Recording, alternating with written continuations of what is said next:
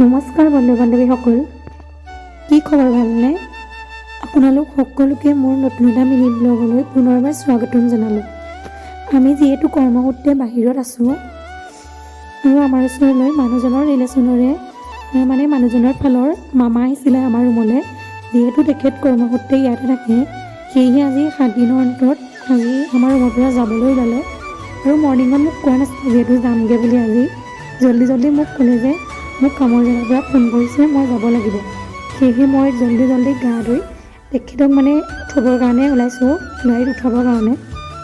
যিহেতু তেখেত অসমৰ পৰা আমাৰ ইয়ালৈ আহিছিলে আৰু মোৰ মা শাহু মায়ে আমাৰ বাবে বস্তু দি পঠিয়াইছিলে, পিঠা কাপোৰ এনেকৈ কিবাকিবি বিহুৰ বাবে।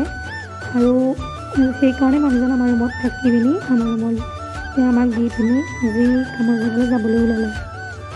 ৰুমত যিহেতু মানুহজন নাই, সেইবাবে ময়ে মানুহজনক থ'বৰ বাবে আহিলোঁ। যিহেতু মানুহজন অহালৈকে বহুত দেৰি হৈ যাব, সেয়েহে মোক ক'লে যে ব'লা তুমিয়ে মোক অলপ আগবঢ়াই দিবা। আৰু মামাৰ যিহেতু প্ৰথমবাৰৰ বাবে আমাৰ ইয়ালৈ আহিছে, ইমানকৈ একো চিনি নাপায়, সেয়েহে মই তেখেতক গাড়ীত উঠাই দিলোঁ। আৰু ইমানেই গাড়ীত থ'ব যাওঁতে ভিৰ আছিলে আৰু আপোনালোকক দেখুৱাবলৈ নহ'লেই, ইমানেই ভিৰ আছিলে। মই মামাক থৈ পুনৰ আকৌ ৰুমলৈ উভতিছোঁ। ৰুমত যিহেতু বহুত কাম আছে আজি কৰিবলৈ। আৰু আপোনালোকে মোৰ ভিডিঅ'টো চাই কেনেকুৱা পালে জনাব। যদিহে ভাল লাগিলে তেন্তেহ'লে লাইক কৰিব, কমেণ্ট কৰিব, শ্বেয়াৰ কৰিব আৰু মোৰ চেনেলটো ফ'ল' কৰি দিব।